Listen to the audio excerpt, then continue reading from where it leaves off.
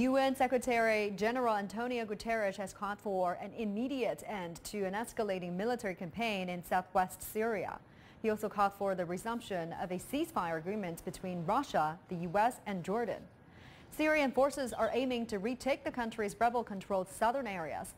Guterres' demands came after fighting and shelling were reported on Thursday in the region, forcing thousands of civilians to flee. Good evening. We start this evening as the president meets with Jordanian King Abdullah here in Washington. President Trump praised King Abdullah's efforts to take and shelter Syrian refugees. Meanwhile, the Syrian military is preparing to take back territory in the southwestern part of the country currently controlled by U.S.-backed groups.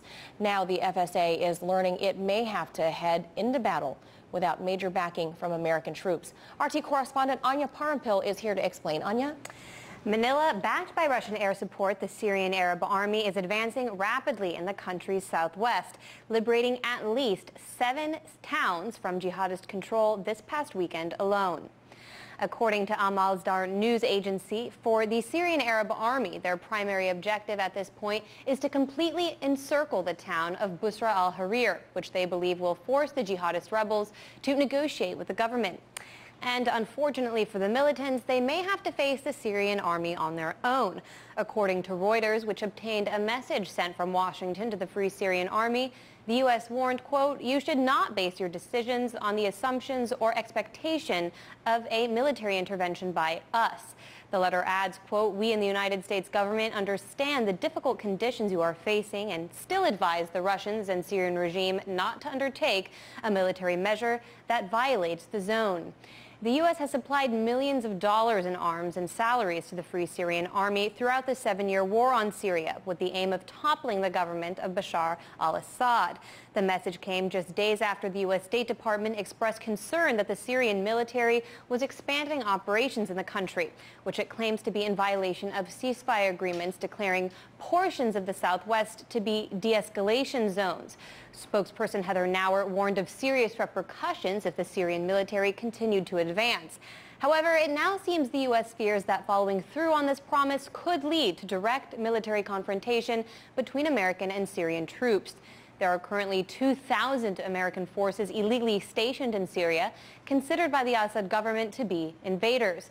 A portion of them are located at the Al-Tamf U.S. military base, established in the southwest of the country. On Thursday, a Syrian soldier was killed and several others wounded in a U.S. coalition strike which hit Syrian army positions in the city of Homs. The following day, the U.S. claimed a, quote, "unidentified hostile force targeted its troops in Al-Tamf with shelling." As the Syrian military inches closer to victory, Washington is faced with a choice: risk escalation with the Syrian military and its allies, or accept defeat. Meanwhile, Damascus is looking forward to governing a post-war Syria. The country's economy and foreign trade minister announced recently his nation's intention to establish a railway connecting Syria to Iraq and Iran, and says a strategic trade agreement between the three nations will soon be announced. On June 23rd, militants in 11 settlements in southern Syria surrendered to the Syrian Arab Army SAA and declared their readiness to fight ISIS and Hayat Tahrir al-Sham, formerly Jabhat al-Nusra, the Russian Defense Ministry said in a statement on June 24th. According to pro-government sources, about 900 members of the Free Syrian Army FSA joined the SAA. On June 24th, the SAA and the Tiger forces liberated the villages of Khafsh Hamad and Jadal and entered the village of Busra al-Harir, northeast of the city of Dara. According to pro-militant sources, this advance was supported by the Russian airspace forces. On June 25th, clashes in the area continued. It is interesting to note that on June 23rd, the U.S. Embassy in Amman released a statement saying that the militants in southern Syria should not count on a U.S. military intervention in a situation in the area when they make decisions influencing their future. This statement comes amid reports that some FSA groups in the province of Dara have resumed negotiations with the Syrian government and Russia on a reconciliation agreement that would allow Damascus to restore its control of the area by a peaceful solution. We begin today with concerns raised by the State Department this week that the Syrian government is increasing its presence in, well, Syria. State Department spokesperson Heather Nauert released a statement reading, quote, "The United States remains deeply troubled by reports of increasing Syrian regime operations in southwest Syria within the boundaries of the de-escalation zone. The United States continues to warn both the Russian government and the Assad regime of the serious repercussions of these violations and demands that Russia restrain pro-regime forces from further action within the southwest de-escalation zone." Some were quick to point out the irony of this declaration. Executive Director of the Ron Paul Institute for Peace and Prosperity, Daniel McAdams, said of the statement, quote, "What a strange warning. The United States, which illegally occupies territory of a country nearly 6,000 miles away, is warning Syria, the country it partly occupies, not to conduct military operations against terrorist organizations within its own borders." Daniel joins us now to take a more in-depth look at this news. Daniel, you charge that the entire statement released by Nauert was a lie. Let's start with the idea of the deconfliction zone recognized by the United States. How is this misrepresented in her words? Well, it's a unilaterally declared deconfliction zone. The U.S. is the only party to the agreement. Certainly, if the Da Nang agreement, which we'll talk about maybe later, is what they're going from, the United States is the only partner. Syria is not a partner to the agreement. You can't hold another partner subject to an agreement which he or she has not signed on to. And that's simply the case here. They're making up an agreement that doesn't exist. And what about the deconfliction zones, which were agreed upon by Russia, Iran, and Turkey in May of last year? Do they limit the Syrian government's right to conduct military operation in its own territory, as Nauert suggests? Well, that's the only reason the deconfliction zones worked in that context, is that explicitly was stated that ISIS, Al-Qaeda, and other UN-designated terrorist organizations are not subject to deconfliction. The whole purpose of the deconfliction was to pull back militarily against those that aren't non-terrorist groups, so the fight against the terrorist groups can be more effectively carried out. So it makes no sense. You mentioned the Da Nang agreement. What is it, and how does it relate to this statement? Well, that's another part that I think really Nauert is deceptive about. She presents the Da Nang agreement as if it was something that Presidents Putin and Trump agreed upon to bind Syria, prohibiting Syria from any activity in the southwestern zone, whereas that is not the case. You can simply read the State Department release the statement. It talks about deconfliction in the context of the fight against ISIS, which is what I said a minute ago. It's deconfliction among the partnered forces so that they can focus on taking out ISIS. The original Da Nang statement is extremely clear about this. Unless there's something else that we have not seen, it's simply a deconfliction so that ISIS and Al-Qaeda can be more effectively fought against. Earlier this week, both Syrian and Iraqi troops fighting the self-proclaimed Islamic State near the border with Syria and Iraq reported to have been hit by an airstrike. The Syrian government originally accused the United States of carrying out this strike. However, the U.S., an official later told CNN it was in fact Israel which was responsible. What is going on in Syria at the moment, and what is the U.S. and Israeli strategy at this point? Well, the Israelis are nervous because they have occupied the Golan Heights since the '67 war, and the fight, and they've essentially protected Al-Qaeda and ISIS. Those are the last two Al-Qaeda and ISIS pockets on the border with Israeli-occupied Golan Heights. The Israelis are nervous that the Iranian-related militia will be fighting in this sort of last battle against Al-Qaeda. The purpose of the strike, I guess, is to send a warning shot, but the U.S. has also conducted some strikes in the area too. But what's interesting, about the statement that Nauert released yesterday is for the first time she didn't warn of serious consequences. She didn't have the implicit threat of force. I don't know if there's anything that can be read into that, but it makes you wonder what they are thinking in Washington, because it seems very clear to me that Russia is absolutely committed to backing up the Syrian military's movement in southwestern Syria against these two terrorist organizations. It's the last stand. That certainly seems clear, but what is the mission of U.S. troops in Syria at the moment, and is their presence legitimate? Well, I would imagine some of the U.S. troops are wondering that themselves. They're sitting there without a clear mission. Obviously, the fact that they're warning Syria not to fight ISIS definitely undermines the U.S. position that it's only there to fight ISIS. If it was only there to fight ISIS, they wouldn't be telling the Assad government to not fight ISIS. It doesn't make any sense. I think they're trying to keep a fact on the ground from being a fact on the ground, and I think it's too late. You know, the Baghdad operations room is where the Syrian, the Russian, the Iranian, and the Iraqi governments met recently to coordinate that fight in the border zone.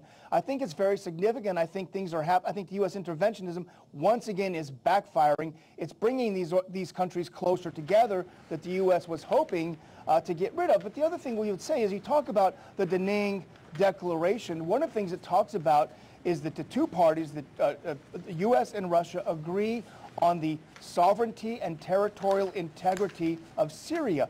Well, in that case, if anyone is violating the Da Nang Agreement, it's the United States, which by its very presence, uninvited presence in Syria, is violating Syrian sovereignty, violating its territorial integrity. It would be the same if Syrian troops were here in Texas, for example. In Daraa, the bombs kept falling. Villages struck from the sky as government forces continued their advance, attempting to take over the city known as the cradle of the Syrian uprising.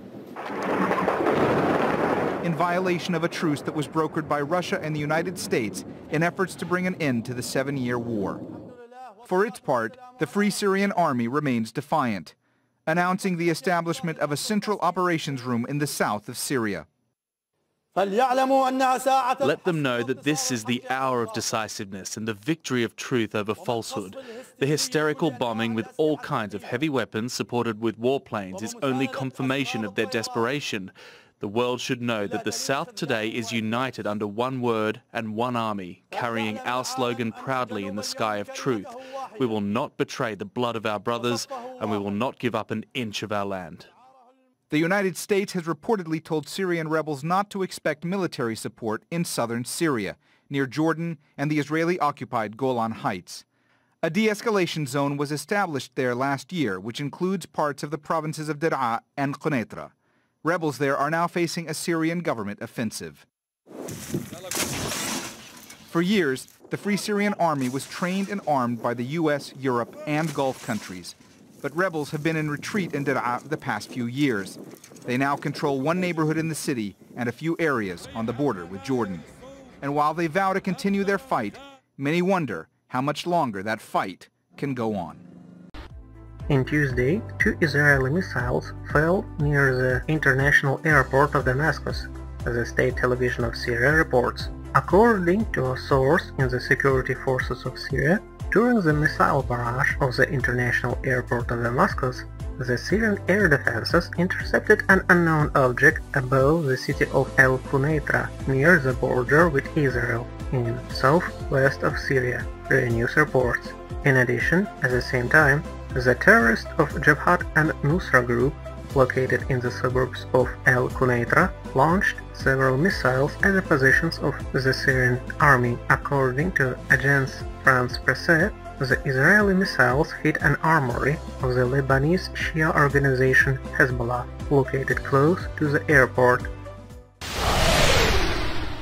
Syrian army established full control over several settlements in the province of Daraa, located in the southwest of the country. This was reported by TASS with a reference to the TV channel Al-Manar. In addition, according to Al-Manar, as a result of the last offensive operation, which was a part of a major operation aimed to liberate the southwestern regions of the country from terrorists and armed opposition, the Syrian army established control over Lajat district, which is located at the junction of the southern provinces of Daraa and Al-Suwaida.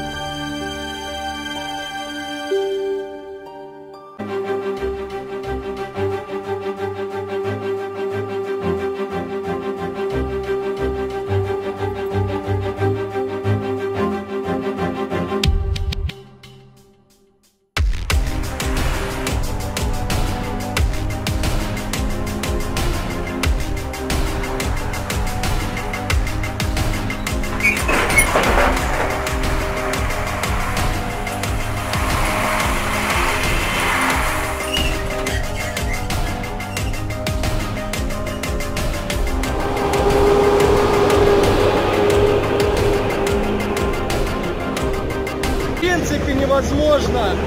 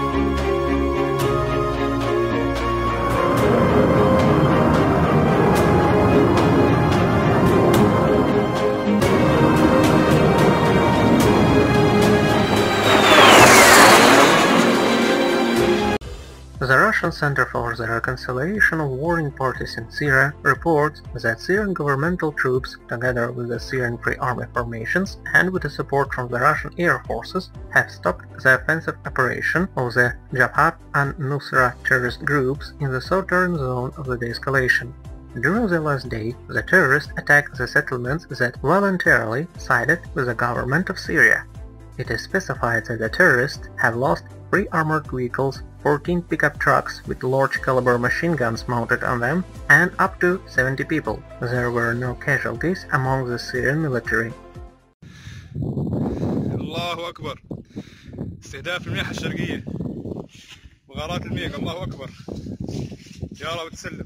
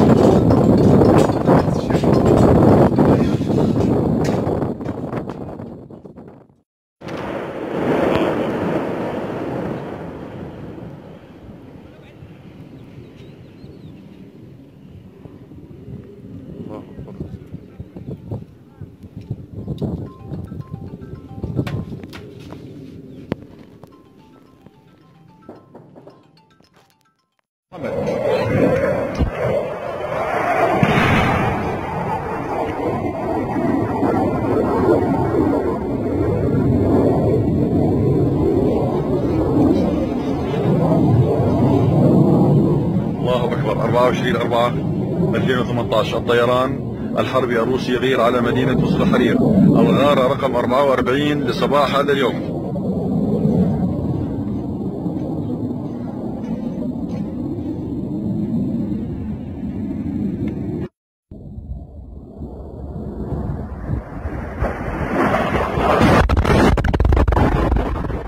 يا الله يا الله.